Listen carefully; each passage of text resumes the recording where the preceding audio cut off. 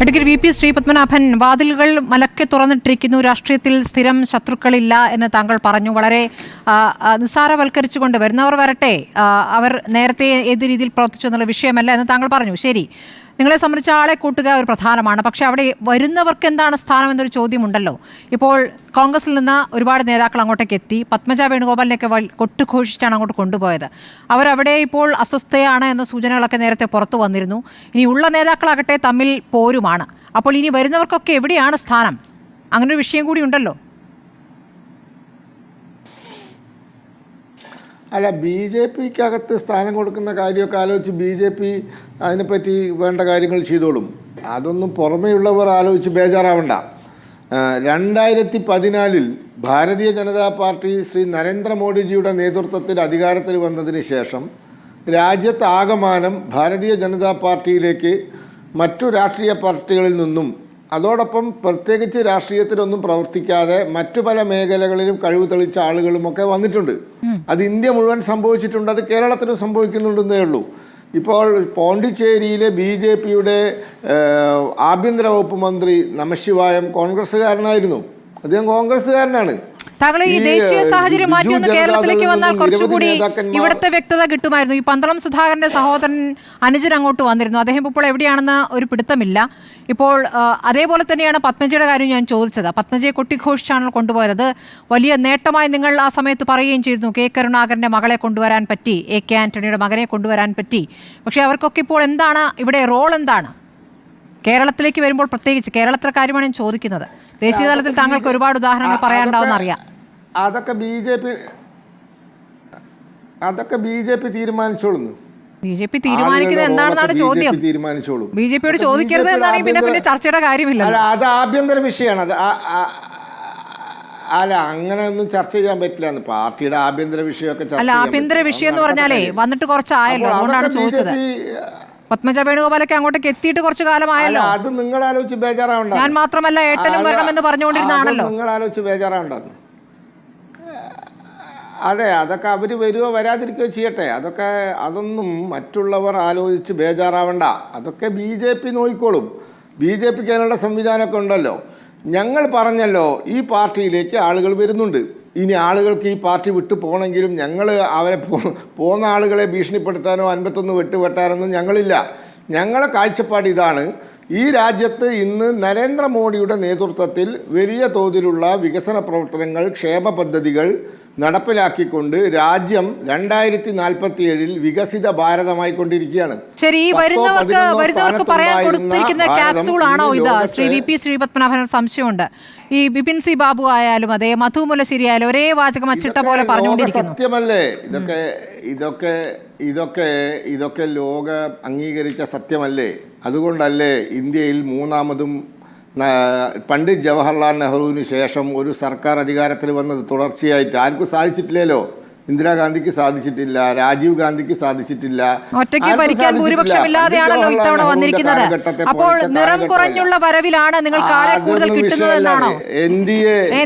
നിറം കുറഞ്ഞുള്ള വരവിലാണോ നിങ്ങൾക്ക് ഇവിടെ ആളെ കൂടുതൽ കിട്ടുന്നത്? സീറ്റിലും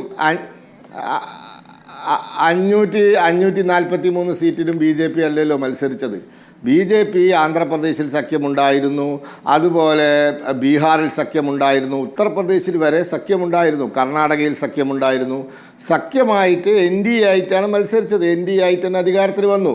പിന്നെ തെരഞ്ഞെടുപ്പിന് ശേഷം നടന്നല്ലോ, ലോക്സഭാ തെരഞ്ഞെടുപ്പിന് ശേഷം തെരഞ്ഞെടുപ്പ് അതെ, ഹരിയാനയിൽ തെരഞ്ഞെടുപ്പ് നടന്നു. 5 സീറ്റ് ഉണ്ടായിരുന്ന കോൺഗ്രസിന് അധികാരം കിട്ടിയില്ല.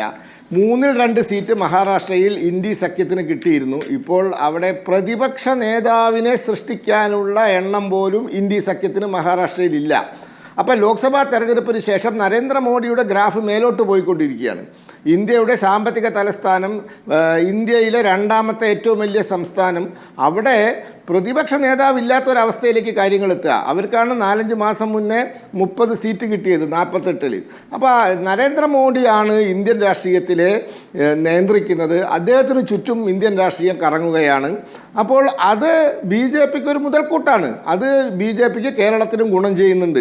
ആളുകൾ വരും, അതൊക്കെ സ്വാഭാവികമാണ്. അല്ല, ഞാൻ ചോദിക്കുന്നത് കേരളത്തിലെ ഒരു പ്രത്യേക രാഷ്ട്രീയ സാഹചര്യം ഉണ്ടല്ലോ അഡ്വക്കേറ്റ് വി പി ശ്രീപത്മനാഭൻ. നിങ്ങൾ എല്ലാ തെരഞ്ഞെടുപ്പിലും വോട്ട് ശതമാനമൊക്കെ കൂട്ടുന്നുണ്ട്. പക്ഷേ നിങ്ങൾക്ക് ആ രൂപത്തിൽ ഉദ്ദേശിച്ച രൂപത്തിലുള്ള ഫലം കിട്ടാത്തതിന് കാര്യം നേതാക്കൾ തമ്മിലുള്ള ഐക്യമില്ലായ്മയാണല്ലോ. അവിടേക്കാണ് പുതിയ ആളുകൾ മറ്റ് രാഷ്ട്രീയ പാർട്ടികളിൽ നിന്ന് വരുന്നത്.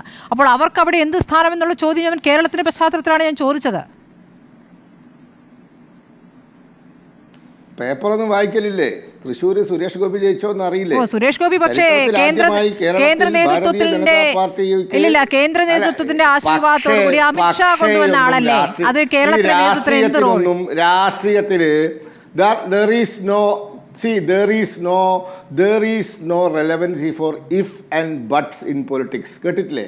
ഇഫ് ആൻഡ് ബട്ടിന് ഈ രണ്ട് വാക്കുകൾക്ക് രാഷ്ട്രീയത്തിൽ പ്രസക്തിയില്ല. പക്ഷേ അല്ലെങ്കിൽ അങ്ങനെയാണെങ്കിൽ ഇതിനൊന്നും പ്രസക്തിയില്ല രാഷ്ട്രീയത്തിൽ. രാഷ്ട്രീയം എന്ന് പറയുന്നത് സാധ്യതയുടെ കലയാണ്, സാധ്യതകളുടെ കലയാണ്, ആർട്ട് ഓഫ് പോസിബിലിറ്റീസ്. ഇവിടെ നിങ്ങളുടെ സാധ്യതകൾ എങ്ങനെ നിങ്ങൾ തന്നെ മുടക്കുന്നു എന്നതിനെ കുറിച്ചായിരുന്നു ഞാൻ ചോദിച്ചത് അഡ്വക്കേറ്റ് വി പി ശ്രീപത്മനാഭൻ. നിങ്ങളുടെ സാധ്യതകൾ നിങ്ങൾക്കിടയിൽ നിന്ന് തന്നെയാണല്ലോ ഇല്ലാതാക്കുന്നത്. അതേക്കുറിച്ചാണ് ഞാൻ ചോദിച്ചത്.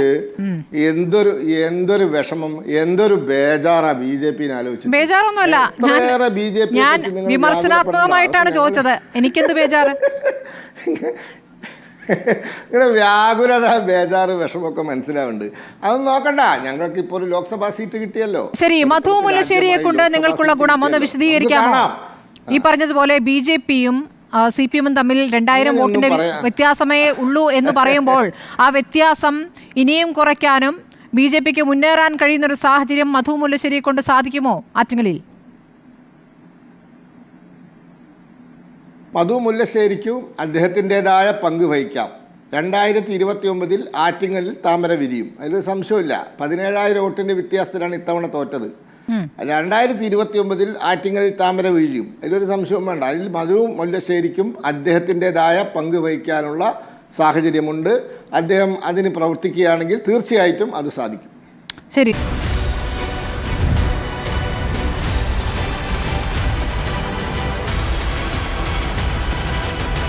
ഡിബേറ്റ് വിത്ത് സ്മൃതി പരുത്തിക്കാട്.